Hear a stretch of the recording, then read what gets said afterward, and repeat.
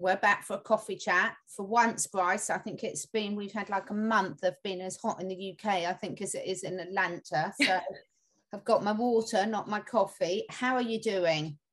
I'm good. It's stressful. I was telling you yesterday I had to cancel some shows because we've got some issues of construction happening here, and just another day in the city, But I know I haven't had a chance to even talk to you since I got back from Washington, D.C. And I know that's kind of what we're going to talk about today is judgment. And it's such an important thing. I had a lovely chat that you couldn't join us for because of your electricity, although I did say to people that they could choose whether you were teaching President Trump yoga or you had a power cut. So we'll see what the vote comes out on the things. Could be both. No, you just don't know. The electricity might be complete red. But anyway, what we're going to talk about today is we're talking about the importance of judgment and how so many of us make judgments about things that we haven't experienced, and then when we experience them for ourselves, it completely changes our mind. And you've just had the most brilliant example of that, of when you and Steph went to DC. So talk us through that.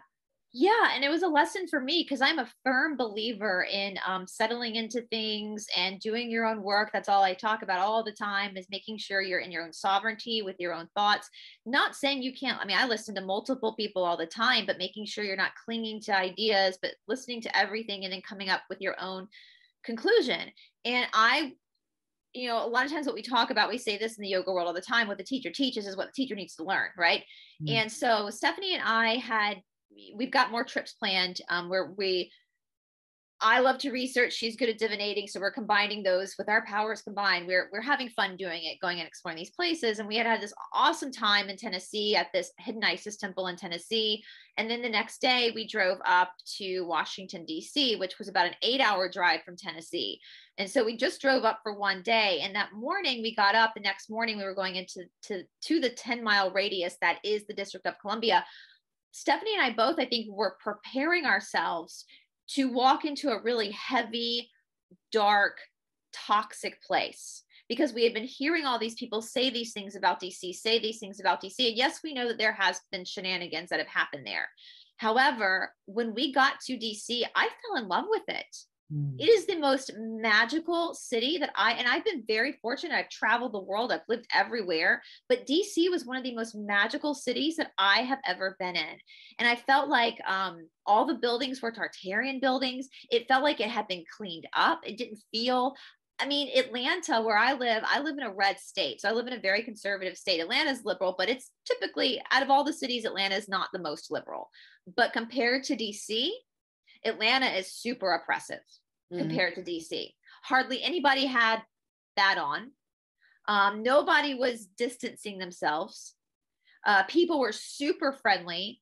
They have city workers everywhere helping direct people on where to go. So nice. The cops were so freaking nice. It was so pleasant. It was one of the best days of my life. And it taught me a lesson. Like, oh my God, I had been judging the city because of all these different ideas coming at me about this city. And I was expecting something completely different. And now I can't wait to go back. Yeah. I can't wait to go back. I don't think, in my opinion, some things might come down in DC, but I don't think they're going to take that city down. I think they're going to heal it and reuse it for healing, And so it just taught me that lesson of not to judge things until I personally have experienced them. Until I have my own set of, and I'm not saying listen to your gut intuition 100%, because my gut has absolutely saved me this year, in particular has really saved me this year, but also take in the information and make your own opinion about something. Don't just follow the crowd. Don't just say something because somebody else said it so, right? And I think that's one of the biggest lessons of this Great Awakening. We've talked about this a lot. This Great Awakening, it started off as everyone being appalled by the truth of things. But that's not where it's heading. Now we're waking up to the fact that we ourselves are sovereign individuals who radiate our own power and our own vibration, and no one is coming to save you. You have to save yourself. One of the most frustrating things to me about this Great Awakening thus far, which I've said before, is thinking that you can just sit around and wait for the Kennedys to do something. Yeah. It's like, I think they're busy enough anyway. I think they've got enough on their plate. Right. Yeah. So that, And what a journey and what a joy that is. I was telling you, Catherine, yesterday was Guru Purnima, which is a celebration in India for teachers and for teachers that help you along the path. And of course, the word guru means to transmute darkness to light. You know, that's a powerful word, that guru, is because we all have that ability to transmute darkness to light. But again, no one can do it for you. You can lead a horse to the water, but you can't make him drink. You have to be the one to make take that sip. And so, and I know a lot of people are I get messages all the time from people telling me they've started a yoga practice, or they've started exercising, or they started journaling, you know, to try to start working on themselves. And that is what's going to push us to the other side of this, is if we all take the responsibility. We put our egos aside. The ego will make wise men look like fools. I have seen it so many times in this truther community. The ego will get you into nothing but trouble. Ego stands for edging God out. Absolutely. Right? And so put your pride aside and start working on yourself. Because you are the treasure. You are the Messiah. You are the light of this world. You are that Holy Spirit. You are that. So why not treat yourself that way and actually value that and work on yourself so that your light can shine brighter? I think it's such a good point. There's so many things I want to pick up on there. I mean, I had a similar experience. So I went to Wales this weekend to a community festival that was being run by Russell Brand and Wim Hof. And I went because I really love Wim Hof. He's great. And actually, he's one of those people where you meet him in person, he's even better than what you see on the screen. He's the most genuine, nice man. There's been so much controversy, say, about Russell Brand, and everyone's got an opinion on people like this, and dark light and everything. And everyone is entitled to their own opinion, so long as they realize it's just their opinion, unless you personally know someone. And, you know, I went there with a completely open mind, and all I can say is it was the most amazing day. The messages, the vibe, the people that he brought in to speak, the things that he was saying, the way he was interacting with people, it was nothing but positive. Now, I did meet someone else there who we'd met for the first time, but she'd been listening to some of my videos, and she didn't feel the same, and that's completely fine. And she needs to respect what she feels, not about that individual, about the whole day. But everyone's got to make their own mind up. There comes to a stage where you've got to say what resonates with you. And the other thing I think is really important for all of us, and like you say, when we're talking about things, we're talking to ourselves as much as everyone else, is there's a big difference between speaking your truth and doing it in a way where you're trying to persuade or manipulate people to agree with you. Yeah. And I think there's a huge difference, because everyone does have an opinion, and that is all it is. It's their opinion. And yes, you can bring in, the more work you've done on yourself, you'll bring in your intuition, your gut feel and things. But so often, so long as you're open-minded, like you were and like I were, enough to actually change your mind when a different thing presents itself to them right here, right now. And had you gone to DC 5 years ago, you might have felt very differently. Had I met certain people 5 years ago, I might feel differently. But that's not the point. We're all here right now. And if we're going to constantly drag up everything and everyone's past, all we're going to do energetically is take ourselves and everyone else back there to that past. And that's the thing. Energy can't be created or destroyed. It can only be changed. And so if we look at using DC for an example, 5 years ago, it probably felt terrible. But somebody's been there and somebody's worked on it. Somebody's cleaned it and cleared it. And so that energy was transmuted. You can't destroy it. You just can't. And I know I've been talking a lot with our friend Cindy. I know, you know, Cindy, and she's part of what she does is she removes demons. And we were talking a lot about it's actually in my opinion, the best way to do it is how she does it, where she heals them. She tries to send them back to the light. And how amazing is that? Because it is like the human mind, the human experience, right? We're constantly, I'm not the same person I was 10 years ago. I'm not the same person I was 20 years ago. I won't be the same person 10 years from now. I hope I'm not the same person 10 years from now. If I am, that's shame on me for not doing my work. You know, we're constantly moving and changing our energy as we grow and we evolve. And when we go through trials and tribulations, as I think these last couple of years has been for a lot of people, we've had to face things that we never expected to face. And when we take that friction and we actually bring it within ourselves and we settle into it and we work through things, even though that work is hard, even though that shadow work is hard, even though that can be rough, at the other side of it, you always feel so much better and so much more liberated, because you do have your own sovereignty. You do have your own autonomy over yourself. And this is not just something that's common in the truther community. You see, this is just a human issue. Absolutely. I see this in the spiritual world all the time, where people will try to mimic a teacher versus taking what the teacher is offering and finding that lesson within themselves. It's like we as humans feel this need to mimic versus stand in our own understanding of things. And so this literally is, but those of us who are awake, what a great opportunity to be able to take such a magnified world issue and see it for what it is, and then settle into it and bring it into the micro to then transmute ourselves into this new timeline. And you're right. And I was saying to someone earlier today about this idea, when you talk about like going back to the past, like sometimes for me, forgiveness is hard. Like, I'll admit that's something I really struggle with. I can blame it on being an Aquarian, but I'm not going to do that. It's just something that I have a hard time with, is forgiveness. And I have a hard time once somebody has lost my trust. I have a really hard time being able to get back to a place of trusting that person again, because my mind always goes back to what started that betrayal or whatever. And so for me, it's right. It's when you say going back to the old patterns, like that's something we all have to work on, whether it's with ourselves, whether it's judging someone else, whether it's the process of forgiveness, whatever that is. We don't want to go back to where we were, because that's not growth. That's not evolution. We want to constantly be moving forward within our own minds and within our own psyche and within our own peace that we have within ourselves.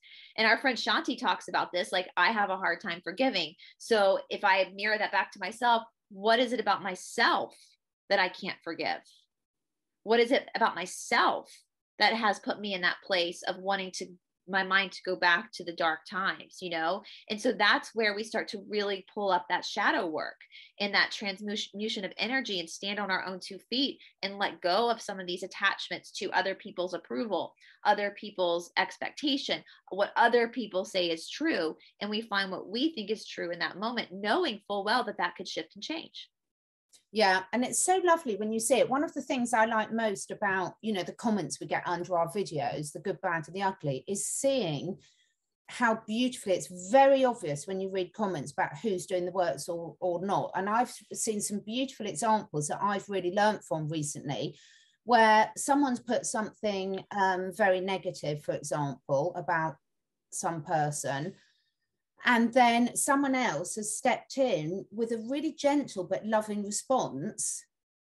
And then the other person's come back very triggered by it. But because the conversation's gone on, you can see the energy of the conversation shifting below. And I think it's really beautiful to see, because at the end of the day, as you say, energy cannot be created or destroyed. It can only be changed or transmuted. And also, there are only 2 things. You're either growing or you're dying.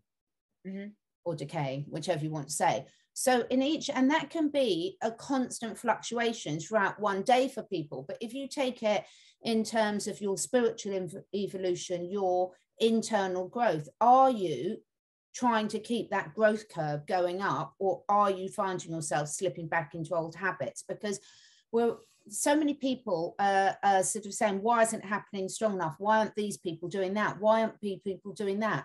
And it's a perfect example, again, to hold up that mirror and say, why am I so focused on what they are doing?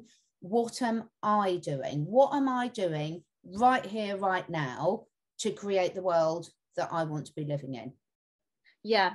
Yeah. And that is true. When we project. So that's what I say with the whole forgiveness thing. Like, so if you find yourself sitting there saying, why isn't this person doing this? Well, what is it that you're projecting onto that person that's actually your issue and your issue alone? And that's just, and this is just, and I want to say too, like, I want to make it very clear, when you're doing shadow work, it doesn't mean that there aren't going to be days where you're going to have to sit and cry. Absolutely. We're not saying that you're just going to rise up. It's going to be, it's tough. There's going to be, the day before I went to Tennessee, I literally cried the whole day. You can see my eyes are puffy in the picture with Stephanie and Bonnie. I had literally cried that whole day, and sometimes that is good, because you're releasing something. You know, so I don't want you guys, for people who are new, because I know I've had some questions on my channel, like for me to explain shadow work more. And I just want you guys to understand that when you start to work on yourself, when you start to go into yourself, it can be dark sometimes. It can be uncomfortable. And if you have to cry, then cry. You know, allow yourself that grace and that mercy to release. I mean, I've going through the Sophia code. I cry every freaking reading on camera. My mascara is running down my face. I can't help it, but that's a release of energy. And so I want everybody to know that, like, and that's why I think a lot of people subconsciously will sometimes move away from doing the work because it's not comfortable. Right. Yeah. But on the other side, therapy is not comfortable. I'm a huge lover of talk therapy. I know we've talked about this, Catherine. I know people have ideas about therapy as being all bad. It's not all bad. There are some really, really, really good therapists out there. I had an incredible therapist, but it's not comfortable sometimes in therapy. Sometimes it's the therapist literally is just coaxing you with questions. So you're the one that's actually pulling up the information, and they're keeping you in a very controlled environment so that you can actually have these self-realizations that are not fun sometimes. That's what in my courses that I teach, in all seriousness, the first day I tell my students when they're new to this, you know, this is not rainbows and unicorns. This practice is going to show you first and foremost where you're an asshole, you know, and that's not fun to have to see that picture of yourself sometimes, but that's where you start to be able to move through your own habits that are keeping you stuck, and then reversing that, bringing you into this idea of decaying or death versus transmuting that energy and bring energy. It's like, if you look even at the body, like if we have a tightness in our body, if we look at that from a spiritual perspective, all that tightness is stuck energy. That's exactly all that is. Right. So you have the ability to work through that to start to unstick the energy so it can then move. And a lot of people you see in not just yoga, Tai Chi, martial arts, I'm sure it happens to athletes sometimes where they're moving their body and something releases and they feel it release. Oh, absolutely. Yeah, it happens a lot. And this fits in so well with what Jamie and I were talking about for the fourth agreement of the book, the fifth agreements yesterday, about always doing your best, and your best when you're feeling ill or sick or depressed, you know, that your best will vary day by day and often several times during the day. But when you, I think the thing is when you go to bed at night, you and only you know whether you feel you've done your best, whether you feel you've kept an open mind, whether you'll feel that you're growing or decaying. And again, it's not about judgment. It's not about suppressing feelings, completely the opposite. It's about being honest with yourself. And when you can really be honest with yourself, warts and all, then everything starts to shift for you. And I think this is what for me, you know, we were talking before we started filming about where are we at? Where do we feel we're at now? And I think this is such a key part of the process for me, is about every single one of us starting to take a really honest but non-judgmental look at where we're at and saying, right, now which bits do I want to transform? Exactly. It's funny you were saying that about laying in bed at night. And I do that often. And I want to tell people sometimes the best you can do is taking a day off and crying. Sometimes that's the best you can do that day. And to listen to that, I think part of the old system that we're trying to leave is this idea that we have to check things off of a list. And that's not necessarily the case sometimes. And listen, you know, right now, I know that the whole July is the theme of death and rebirth, and a lot of things are crumbling. And I know that I feel anxiety there. I know we're all kind of feeling these different emotions because we don't know what tomorrow is going to bring. You know, we don't have I keep laughing and saying I would be a happier human if Trump would just give me a syllabus of what's happening. I'll keep it a secret. Just give me a syllabus. My PTSD will relax. But, you know, but also on the other side of that, you have that choice. You can either look at it from a stressful position and play into that anxiety, or I can step back. And for me, I can turn around and look at my life. And if it all ended tomorrow for me, I'm proud of this life.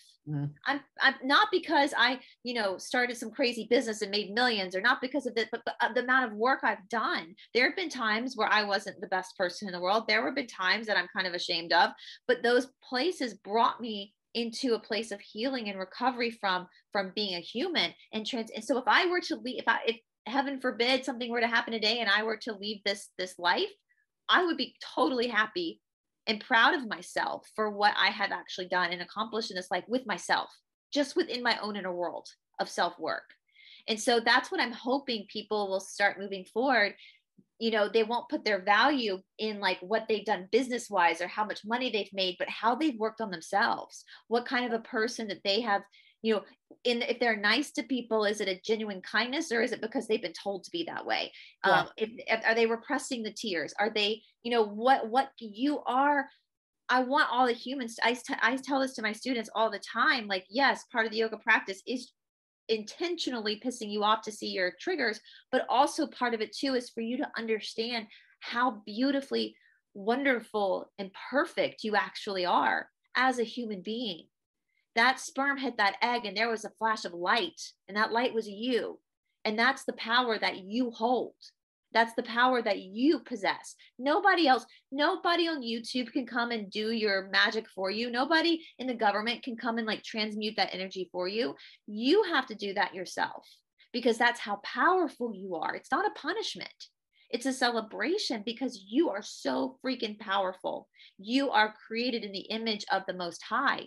Your soul is created in the image of the Most High. So is the animal soul. So are the tree soul. You have that spark of light. And so doing this work and working on yourself and creating your own opinions, that is something that is so uniquely powerful, because you are that special.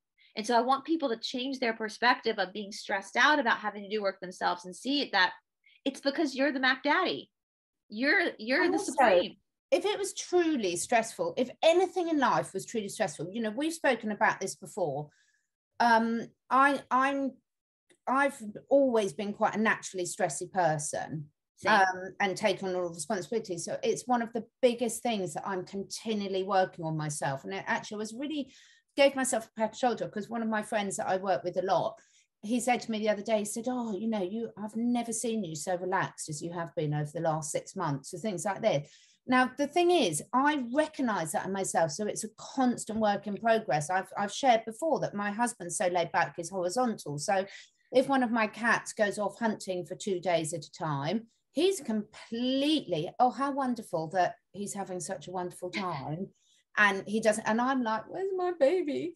You know, sort of thing. So, but you're recognizing it. But the whole point is those triggers are only your triggers, because if they were a universal stress, everyone would find the same thing stressful. And people don't. Everyone's got their own things that they find difficult, challenging, stressful, that they think is impossible. We've all got our own limits. I mean, I'm constantly in awe. As I say, I'm going to go back to an example. Wim Hof, met him. He's 60 something. I don't know how old he is. So incredibly fit, so incredibly flexible. You can tell when you meet someone whether a hug's genuine, whether a smile's genuine. You can tell whether they make eye contact. You can tell how they make you feel. And the thing is, not everyone's going to like the same people. It's not about putting someone on a pedestal. I don't mean that at all. But I mean, when you truly accept, when you're doing this work and you truly accept you can't have it both ways, if you believe that we are all connected, and if you believe that we have some control over our own reality, then you've got to accept all our reality. So if you're attracting the same triggers into your life all the time, I've been through a phase of that recently, you've got to take responsibility for it and say, I have attracted that into my life. There's a lesson here I haven't learned. And there's one, I won't share with it now, but I will share it with you all, but it's not appropriate to share it now. I'm still learning it. But I can recognize I'm still learning it, because the same triggers are coming back into me, and I'm like, okay, I'm the common denominator here. Well, so that's your higher self. That's so when you, it's like when I've used this example before because it's one of the most common. It's like when you have a girlfriend that's constantly dating the same type of asshole. It's a different guy each time, but it's the same. And who's the common denominator? It's the girl. And so what's happening though is that unresolved issue within you is magnetizing that in to heal it. Absolutely. So until you actually realize that that's what's happening, it's like, that's why when you realize your triggers, even though triggers aren't fun, we all have them. When you realize your triggers are literally your higher self going, hey, pay attention to this. You can go, oh snap, like this is the power move. This is the plot twist. Okay, I see you. This is what I need to heal and work on. And there's so many different ways to do that, whether that's through exercise, journaling, therapy, you know, and for me, I use humor a lot. I think you do that too, Catherine. It's when something really stressful happens to me, I try to find the humor in it to dissipate the stress. And it really works, doesn't it? It really does dissipate things. Although I have got myself into quite a lot of trouble in my school days with laughing at very inappropriate moments, but it still made me laugh. Yeah. But people often ask us, why do we do this? And for me, I've been thinking this. Why am I talking to people and have these chats that people might think are insignificant or they might find useful, depending where you're at? And for me, the reason is like, I love connecting people. I love the fact, like you've just hit on, there's so many tools out there. There's products, there's light therapy, there's journaling, there's yoga, there's cold showers, there's breathing, there's walking barefoot, there's hugging an animal, there's doing something kind for your neighbor, there's hugging a tree, you name it. There's every possible range that you could have, from free of charge, you can do yourself anywhere, to spend a fortune and get some help along the way. And all of those are useful. So what I love doing is showing people that all these opportunities that are open to them if they want it. And all you've got to do as an individual is find one that resonates and just start somewhere, because we will all go through stages of our life where we do hit rock bottom or have really tough challenges. So it's not brushing over those, but it's just saying there's so much help out there for you if you want. And the first step is just asking and being open. And I was just, as you're saying that, I was reminded of a few years ago, there was a radio DJ here in Atlanta with the morning show. And he was talking about the whole thing about energy again, you can't destroy it or create it. It just has to be transmuted. And he put a challenge out this one morning. I don't know why I remembered this, because I guess because it was such a good idea. He said, when you go about your day and someone does something to you, like flicks you off or reacts negatively to you, watch how that then changes you and how you start treating other people. So his challenge was, if someone were to like flick you off in traffic or say something nasty to you, take it in and then make the decision that the next person you see, you're going to be nice to, you're going to smile at, you're going to try to help. And that's your power. That's how you start to transmute that.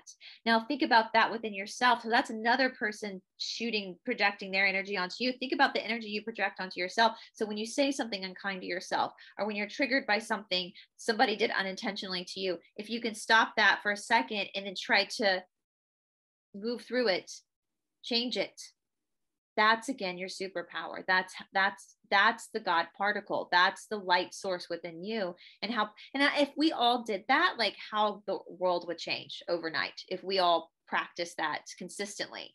And I'm saying that more to myself too, because I'm the worst when it comes to Atlanta traffic. I'm usually the one flicking people off when it comes to Atlanta traffic. I can't drive in city sense anymore. I was so impressed with you and Steph, because I just can't, because I just haven't done it for so long. I'm just like, but I can, of course. That's a complete rubbish statement to make. I can, but I choose not to. But on that note, just doing something small that's kind for someone else can completely just have a huge ripple impact so quickly. So on Sunday, when we were at this festival, the guy in front of us at the lunch queue, the police was just taking cash and they'd run out of change. And so he had £4 left that he couldn't get back in his change because they didn't have a change. He said, don't worry about it, just take it off their order behind.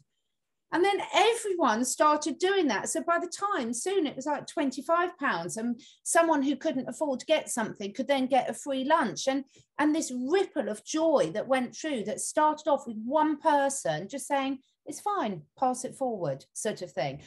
And it's just so easy. It's those little things, just a smile, a nice word to someone, or actually stopping off your phone, getting off your phone and just having a proper present conversation with someone can just transform someone's day. So spend extra 5 minutes with your dog. Exactly. Extra 5 minutes petting and cuddling your dog. It's going to change your dog and it's going to change you too.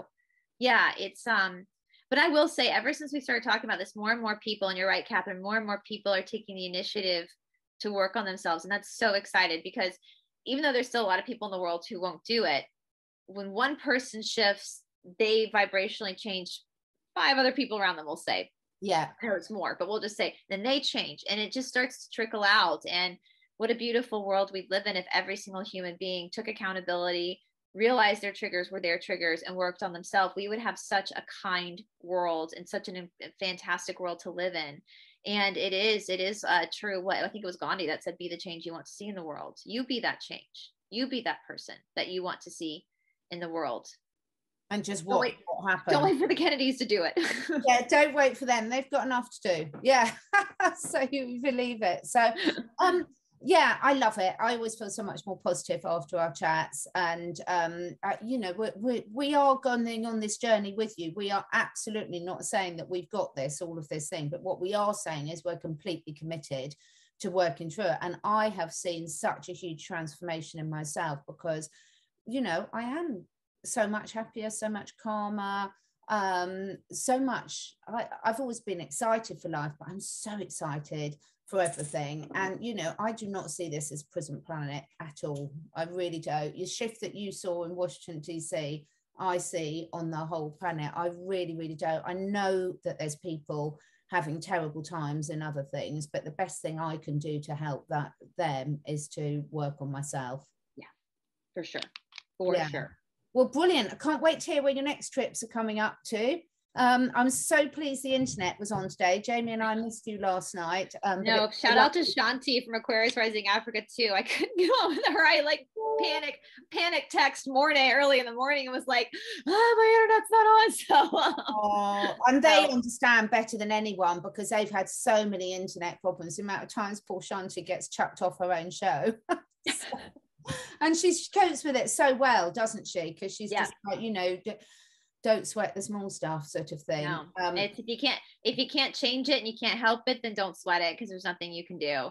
And that's true for everyone, because I again, with anxiety, I get anxiety. So when things I think I can change but I can't, you just have to let it go and know that it's in divine timing. And so yes, guys. Or was I teaching Trump yoga? I don't know. No, you see. I'm just kidding. Look out for those pictures.